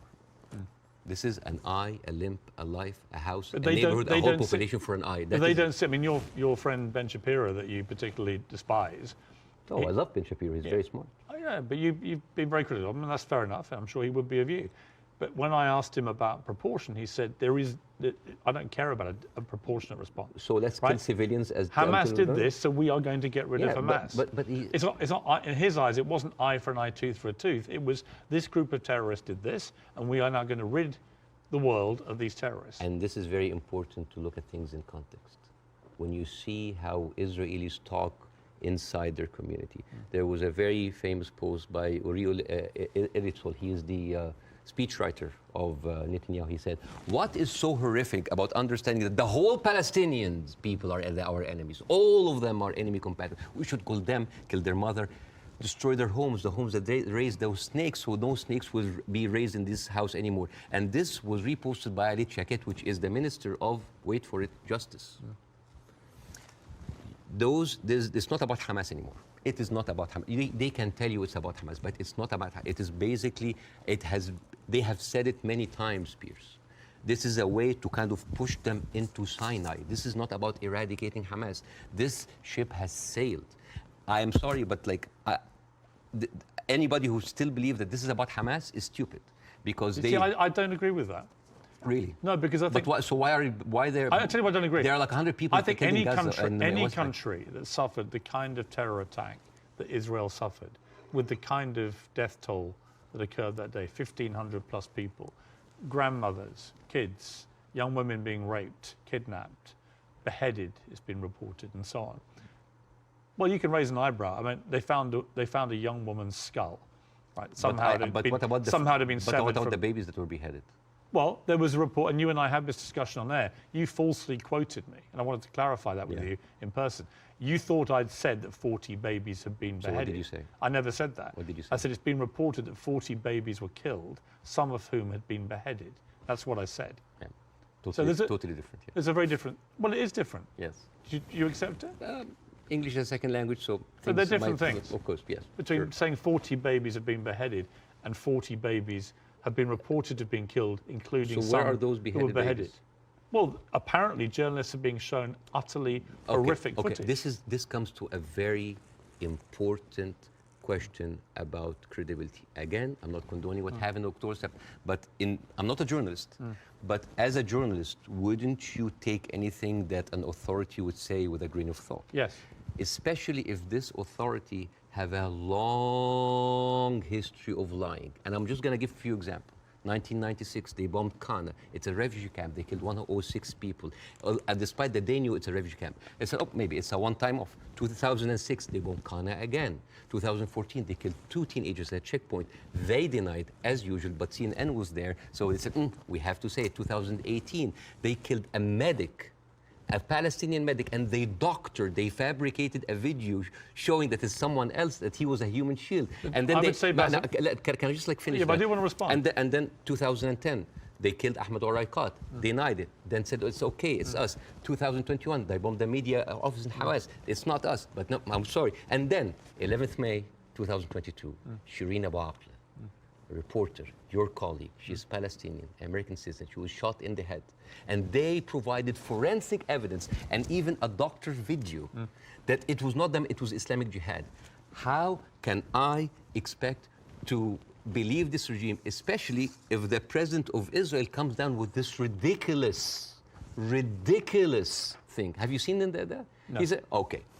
This was reported by Sky News, and it was the funniest thing I've seen so much. This was a Colin Powell moment, but like the cheap edition. Mr. Herzog said, like Isaac Herzog, it's like, we have found evidence on one of the terrorists, a manual to create chemical bombs. And then he showed this, and he showed, and this is, so I just want to say, why would a foot soldier go into enemy with like a manual to chemical bombing? It's like, is that BYOB, bring your own beer, bomb? It's crazy. And what he like have like local ingredients to make, and then this is like, this is a manual of Al-Qaeda, of course, convenient state in Qaeda. And let me read it to you in Arabic because this is funny.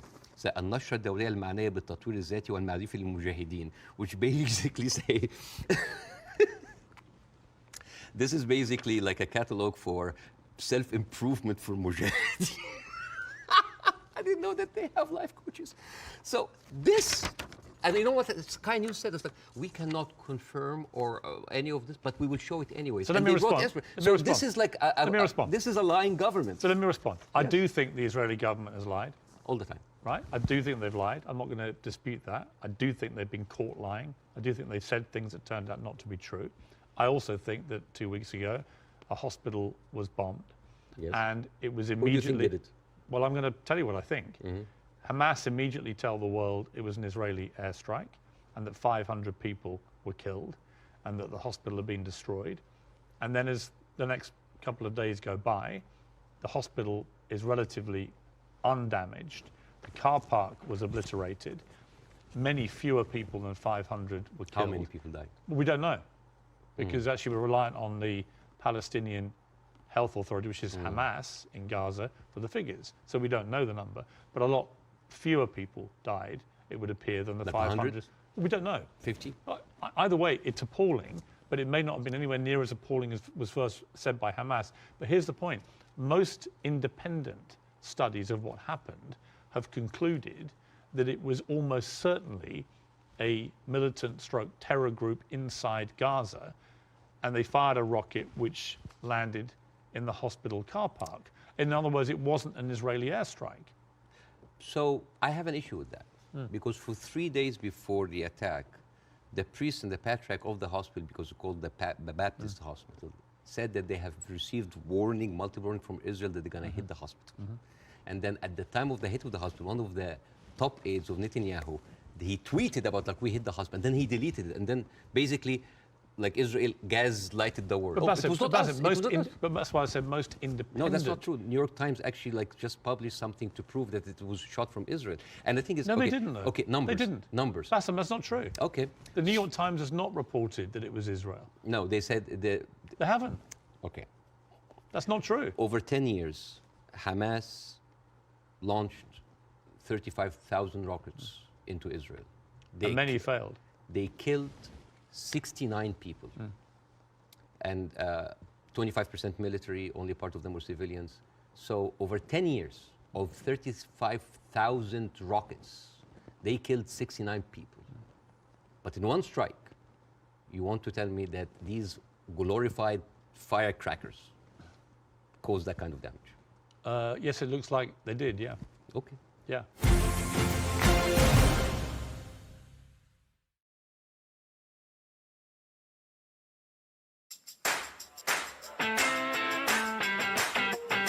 We're here. Good morning, everybody.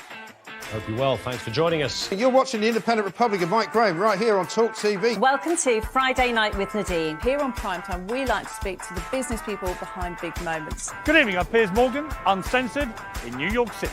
Very impressive. Well played. I'm 3 days into the job. What have I done wrong? And your face just stared out at me. Me and you conquer time. Who wins? You. Do you know what I love about Talk today? We do it all. Sunak, Suella, scones. Are you actually speech rating for Rishi Sunak? I'm so rich. Frankly, I'm going to take the side of boozed up Brits against these pompous What, do you mean Spaniards. you're not going to support Mayor Jose No, Luis I am Sanz? not. Stop pandying to the NIMBYs, to the naysayers and the National Society for the Preservation of the Habitat of the Lesser Spotted Newt. The problem lies in the bureaucracy. It's almost like those highly paid consultants don't really know what they're doing. The first thing they teach you in weather school is never confuse dog walkers with doggers. Twitter, you sons of Can you please reinstate my account? Yeah, Thank you. There's a threat that you'd be worried about. So are you saying that you're being overwhelmed, that you're inundated? We are really working hard for you. We're just asking patients to be patient with us. Are we only going to be trusting sources like Meta and Google and Facebook and X, formerly known as Twitter? Where is our unbiased news going to come from? Welcome to the talk. It's really great to be back. My little darlings. Kids think all they have to do is stay at home, be silly, take pictures of everything. Just shut down TikTok then, yeah? Problem solved. Yeah. Problem solved. There you go. Who's fit as a butcher's dog? Him. Oh, right. but he's now middle class. Three of us here, Tess. I nearly have empathy when I'm speaking to them. I know now, you're probably going to boot me off short. This Kevin O'Sullivan is the worst presenter on Talk TV, sitting on his fat arse talking for a living. Got former PMs all over the joint saying things the last few days. We have indeed, yeah. Great first show. You having fun? Oh, a ton of fun. King Piers and King Cube. I think it's only room for one king, man. You know what I'm saying? Just because they're skin folk don't mean they're kin folk. When I say I am God, you think I'm joking or not? You tell me. I'm not joking. I'd rather do it on camera. No. If it's on camera, we're not doing the interview. Why? We'll explain why. How do you feel about that influence that you have? You better be careful. We're coming for your children there, buddy. About my resignation, yes, I'm going to do. You're going to resign? Yeah, I'm going. I've been answering your question. You answer mine. It's actually not my job to answer your questions. Thank God for Talk TV. It's not only the home of common sense, it's the only place where you get the truth.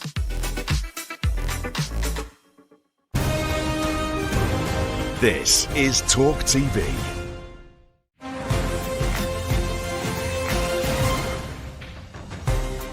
So the question again comes this, and so far you've ducked it, so I want to ask you one more time. We can both agree that the scenes in Gaza right now are horrific, because I do feel that. But I don't know how else Israel can eradicate Hamas than the way that they're currently trying to do it. Do you have an alternative for them? Well, again, we are locked in the same thing, what can we do now? But we don't look at what was happening over there. The best recruiter for Hamas is Israel. I mean, you have talked a lot about the horrible condition in Gaza. Yes. I mean, let's imagine like a little boy called Rami. He lives in Gaza.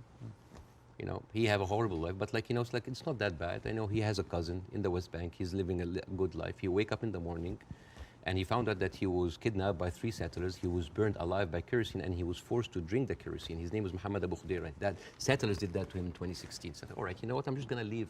I'm gonna find a way to go to Europe. His aunt is a published author and she won a prize in the Frankfurt Book Fair. His name is Adnaya Shalabi. And now she was cancelled because of what's happened, just because of her a Palestinian. His other aunt in America, his name is Amawi. She is a speech therapist, and this is close to my heart because of my son. And she was fired because she did not want to sign for government contract that said that you cannot join BDS, which I don't understand. Why do people choosing to protest peacefully by not buying goods from a certain country? Why would the United States make that its own issue? So, and this guy, this Rami is being approached by like, join Hamas, join us, let's go kill Israel. No, I don't want to kill.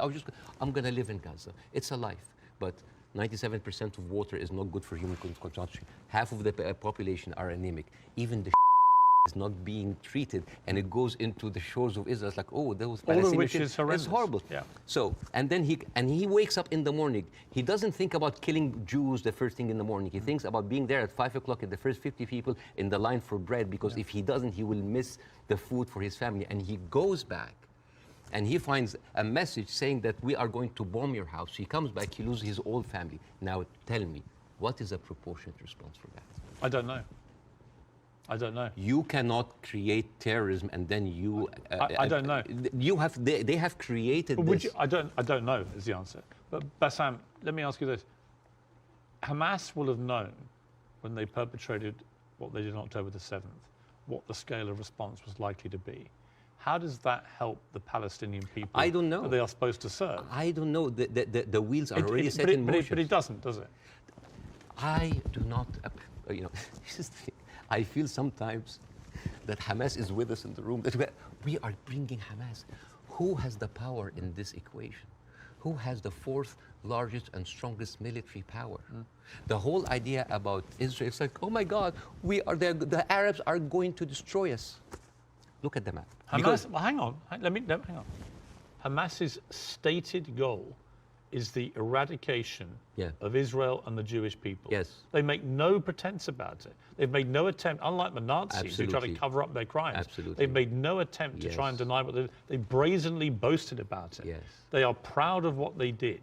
Right? And they will have known, again, the scale of what they did on October the 7th would have prompted this kind of response, which would have led to thousands of innocent Palestinians getting killed. And my question for you... I wish the 7th of October never happened. Right, but every time something you say happened. Hamas is everywhere. Well, yeah, actually all roads, roads on this particular part of the crisis, and I accept it's been going on for 75 years, this conflict, but all roads in this crisis lead to Hamas and what they did.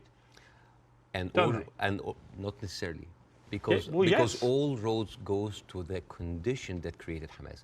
If the Jewish people were expelled from Europe and went to Argentina or South Africa and Uganda and went in and took the land, you would have Hamas in all of these places. You and I can agree that the conditions Palestinian people have had to endure in Gaza for a very long time are completely unacceptable. I think it's completely unacceptable that Israel has wielded such control over the people of Gaza, working out who can come in and who can go out, turning on and off water and power on a whim, turning off the internet on and off at a whim, all that kind of stuff I can completely agree with. But given that I think we agree Hamas are a terror group... Okay, let's say... Let me finish my question.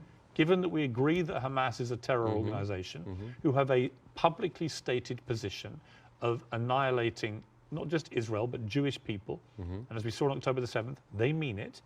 If you are Israel, what do you do to get rid of those people who have shown the world that's exactly what they will actually do if they get the chance? You know what I would do?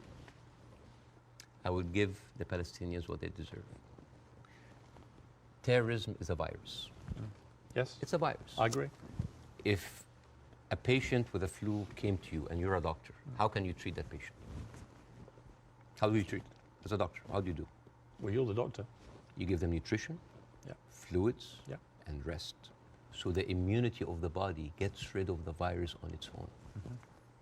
If I receive that patient with a flu, and I took a sledgehammer. It's like, why are you not getting better? Do you think that patient will get better? No. You are weakening him. You are making him worse. I think if you have two groups of people who are ideologically wedded to your destruction as a state and as a populace, and you're constantly firing rockets, as Hamas have done for over a decade now, then that cannot be acceptable. You have to stop that, right? These are terrorists who've now shown on October the 7th their true colours. They don't just talk about wanting to kill all Jewish people, they are going to do it if they get the chance. So I don't believe Hamas can possibly stay in any position of authority in Gaza. I think that would be ruinous for not just the people of Gaza, but also for Israelis. So if you're going to get rid of them, which many people think on both sides is inevitable and should happen as a consequence of what they did, the big question is, how do you do that? And I don't know any other way other than the way Israel is currently doing. Hence my personal moral quandary about this. So if a terrorist takes over the Empire State, instead of taking him out, we bomb the whole Empire State? Well, that's the question, isn't it? Proportion. That is not even a question. Well, that was not even a question, because that would be ridiculous. You talk about the normalization of the region. I mean, the theory that I most buy into, supported by recent, I think, Wall Street Journal reporting that hundreds of Hamas terrorists had gone to Iran for training before this attack. It had obviously been very carefully organized, and so that is, I think, highly likely. But if you're Iran and you're looking at all this normalization and you're looking at Saudi Arabia being next, this is your worst nightmare. So a perfect time to commit an atrocity like this through your proxy of Hamas. Again, I'm not a political expert to know what is the background, but let me tell you. It's a likely theory. Is Hamas justified? Is all of the horrible conditions that Palestinians are living in, is that a justification for Hamas doing what they did in October 7th? Good. Do you think so? Of course not. Right. So we're agreed. No, of course. And it may well be here, by the way, as I've said, that if Israel pursues this ground invasion, it backfires horribly. It leads to a much wider conflict involving many other people, possibly including Iran directly. And it could be a horrendous escalation and a massive war raging through the whole region. And that is my fear about it. But I come back to the central point of justification, and I'm really struggling to see what else Israel is supposed to do to get rid of Hamas.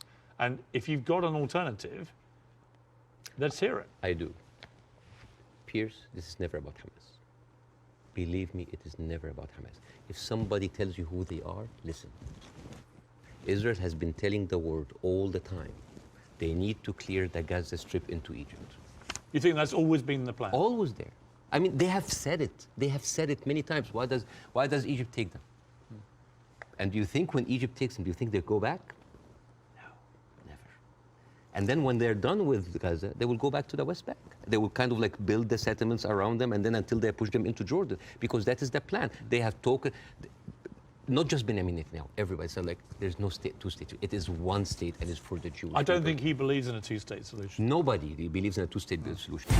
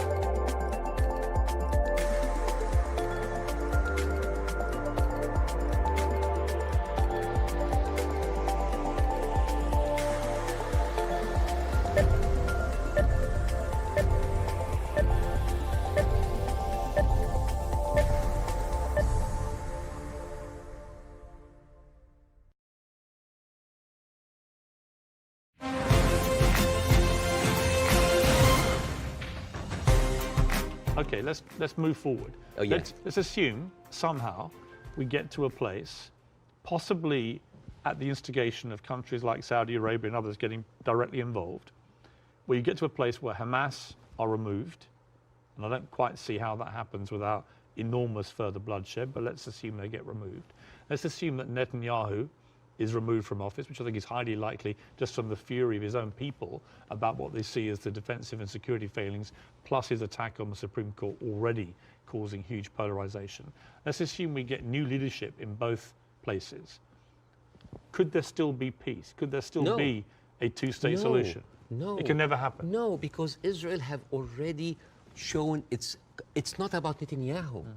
It is the policy of Israel not to give the Palestinians their seat. It has always been there. But what if you find leadership that understands? You will not. But why are you so... You will not. Do you not see there's any chance of doing that here? No, not with Israel. Obama, after he left office, he wrote in his book, the problem with the Palestinian-Israeli conflict is that one side is extremely powerful and one side is extremely weak. There is absolutely nothing to oblige that strong side to give anything. All over the years, Israel showed you many times that they are not interested in peace. Leave Gaza. Forget Hamas for a second. The West Bank. What have they been doing in the West Bank? The illegal settlements did not stop a single day. No, they no. Are and it's completely wrong. Yeah, but the thing but it's wrong. I agree with you. But you see what they're doing in the West Bank right now? They are creating little Gazas. They are creating little Gazas. Yeah. And until they are like squeeze them. It's completely wrong. There is a hilarious documentary called The Wanted 18. It is like an Israeli-Palestinian co-production. And it tells about the incredible story about the residents of Beit Sahur. It's a Palestinian town next to the Nazareth. And they said they don't want to depend on the milk coming from the kibbutz. So they bought 18 cows. 18 cows. And they didn't know how to milk the cows or have a cow farm. So they were like engineers and doctors. So they sent people to kind of like to learn how to do the farm. So they bought the cows and they started to produce milk and they started to sell the milk to the villages. The Israeli authorities were not very comfortable. So one day the military government came in and was like, those cows, and I quote, constitutes an existential threat to the national security of the state of Israel. You need to get rid of them. And the movie goes about like the hilarious attempts of hiding those cows between the butchers and the houses. And in one scene, a cow is actually running and the Israeli soldiers are like running behind it and they corner it and they corner it and they're about to kill it. And you know what did the cow say? You didn't fall for this, cows don't speak. Yeah! But you know, it actually said something. You know what did it say? It said Hamas. But anyways. But you see, this is the ideology of the Israeli ruling party. They are not interested. They're not even allowing you to get your own cows. But this comes back to what you were saying at the start, which is about the hate on both sides. No, I'm not talking about the hate. I'm talking about this shining example that Israel won't tell the world that we are like the Western world. We are secular. I don't know if you know this, but they're not just like secular, like Christians against their own Arab. I'm talking about like Arabs with Palestinian, with Israeli identity. I'm talking about them being even racist against their own people. 1950, Yemenis immigrants that came from Yemen and they were in the transition camp waiting to be transferred into Israel. Their kids were taken away from them and given to white Ashkenazi Jews because they were not white enough. But Bassem, what would happen if a Jewish person went to Gaza? Why would they go to Gaza? Exactly. Even I wouldn't go to Gaza. Exactly. That's my point. Yeah, it's a dystopia. Who would? But like, but I'm just. So it's not just. You're raising points about Israel, making out that somehow they're as bad or worse. No. But what's going on there? But Hamas has ruled over the Palestinians in the most oppressive way imaginable. Absolutely, but you know what? Hamas never claimed that they are the only democracy in the region. They never claimed that they are secular. They never said that they adopt Western tradition. And they definitely, they did not use that lie in order to carpet bomb a whole country. Okay. Now here, I want to say one example. And I'm going to leave you. All right. Israel, you think that Israel will like, by the way, the whole thing about the Yemeni children, you can find it in the New York Times. It's called like the lost children of Israel, the forgotten. But even when Ethiopian people were immigrated to Israel, Ethiopian Jews, women then report, 2013, that is not like 50 years ago. They reported that they were given against their consent and without their knowledge contraceptive shots so they wouldn't reproduce because they are the wrong color. Israel is a racist, apartheid country that is projecting this shiny example of secularism and democracy for the people, so people can accept whatever they do because they look at Palestinians as lesser people. This is the whole point. This is the whole point. And I would like to quote Winston Churchill. He had a quote that say, I don't believe that we have made a great wrong to the Red Indians of America or the black people of Australia because they were replaced by a higher race, a stronger race, a more world-wisely race. This is why Queen Rania is criticizing the West. This is why we here said, like, where are your values? Because this is the crux of the problem. It's not Hamas. It's not Palestine.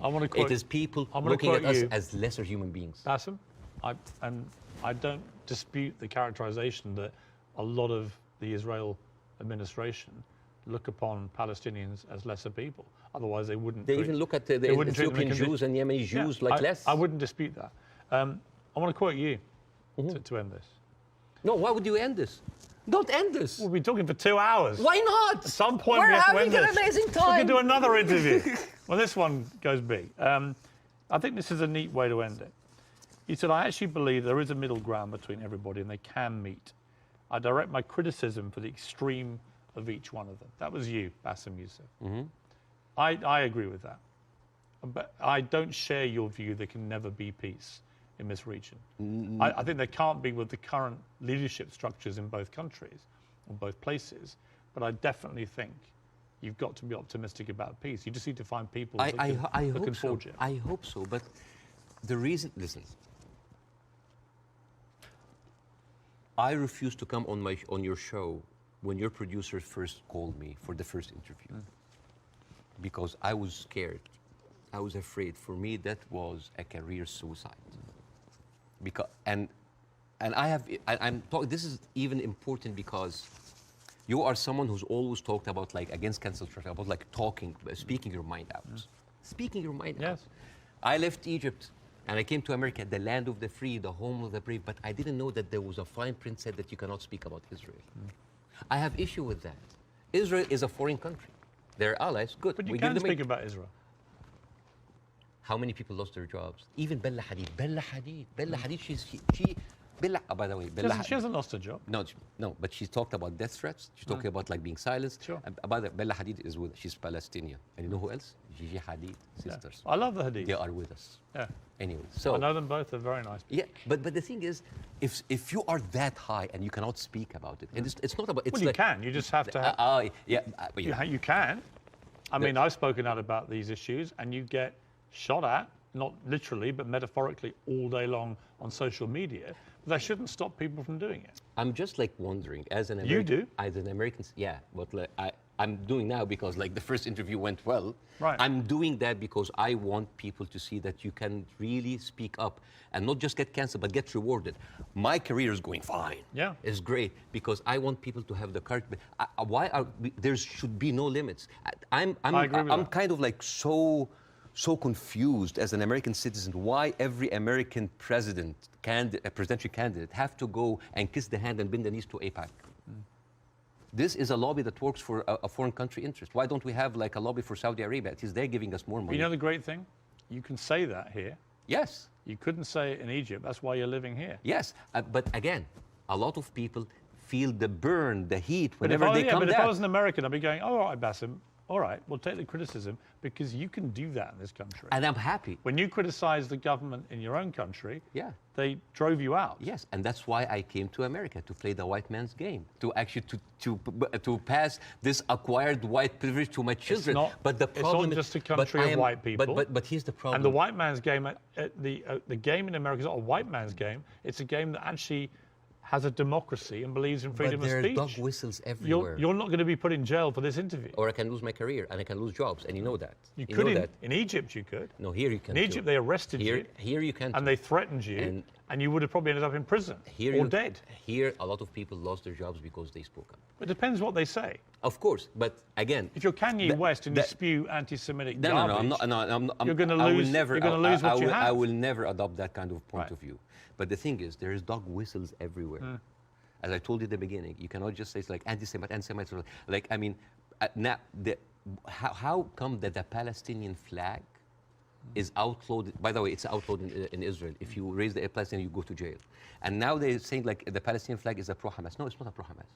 You know, I was doing a comedy show in Arizona, and a guy was like wearing like a kufiya, like a scarf, and I took it, and I'm not like in hyperbole and like wearing symbols, but I just took it because like, why are we gonna outlaw colors and flags? That is absurd. That is not right. I agree. I don't think you should, but you should certainly outlaw Hamas. They're already outlawed. I mean, I'm not supporting them. Because they're a terror group. Okay. But the people with the power, the people who supposedly have the... And you should, by the way, I will say this, you should be able to criticize the Israeli government without being accused of being anti-Semitic. But I have in this interview repeatedly, and I'm not anti-Semitic. I just have a problem with all of what the Israeli government's been doing. And I have a problem with how any criticism to Israel by some circles here are considered anti-Semite. This is not fair. But a lot of the people doing it are actually anti-Semitic. Yes, but also a lot of Zionists are against Israel, that they hate the Jews. You know, we've discussed that. I want to end on a happy. But before that, I want to just like say 2 words about the media, which is, please. Sure. Mr. Zomlot, the Palestinian ambassador that you have, this guy lost 6 members of his family in an Israeli strike.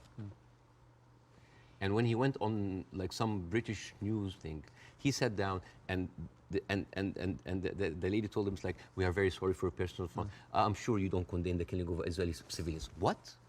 In the same moment. There's another girl like called Yara Eid. She was like on Sky News. And the girl was like crying, like, I lost 30 members of my family, 17 of them are children, I lost my best friend. And then, what did you think would happen forget about empathy. I think a lot of people... What about manners? Well, I think you have to start... I've said this repeatedly. You have to start from a place of humanity. You have to look at what happened on October the 7th and feel utterly outraged and disgusted for the loss of human life. Yeah. And you also have to feel that for what's happening in Gaza to innocent people. And if you can't feel both for both sets of people, both sets of innocent people being killed, if you can't feel a sense of despair and horror over their deaths, you don't have any humanity. Believe me, Piers, it's not really about that. There's a deep sentiment in the Middle East, in Arabs, that the West do not look at us as equals. Well, you know what? So what I did, I went to the machines. Yeah. And I asked ChatGPT simple questions. Do Israelis deserve to be free? And you know what they tell me? Yes, Israelis deserve the right like any other people. And then I asked the same question, do Palestinians deserve to be free? And you know what they tell me? It is complex. It is a sensitive issue. Well, it's not complex. It's not sensitive. The Palestinian people should be free. Yeah, but even the machines have... Let me finish. And they should have exactly the same rights to freedom and freedom of expression and a way to lead their lives and to water and to power and to internet that Israelis have and we have here in America and we have back in my home country of the UK. And I want that for the Palestinian people. We've got to end it there. Okay. Mainly because I've worked up a hell of a hunger in 2 hours of interview, and you have brought your wife's cooking, Hala. So tell me again how I do this. Okay, so basically... Take a piece of this, put it in the olive oil. Yes. Which is from the West Bank. Yeah, from the West Bank. And then a little bit of this. Yes. Like that? Yes, yes. This is like amazing oil coming from the olive tree. This has come from the West Bank. Since 1967, Israel have actually uprooted 800,000 olive trees, just to... That is absolutely delicious. I know. Please thank your wife for me. Thank you. Wish her all the best and her family, particularly those who are obviously in Gaza. It's been great to see you. Thank you so much. In America. Let's do it again. Let's do it again. Let's keep talking. Yes. I honestly think the way through this is people keep talking. Yes. Good to see you. Thank you so much.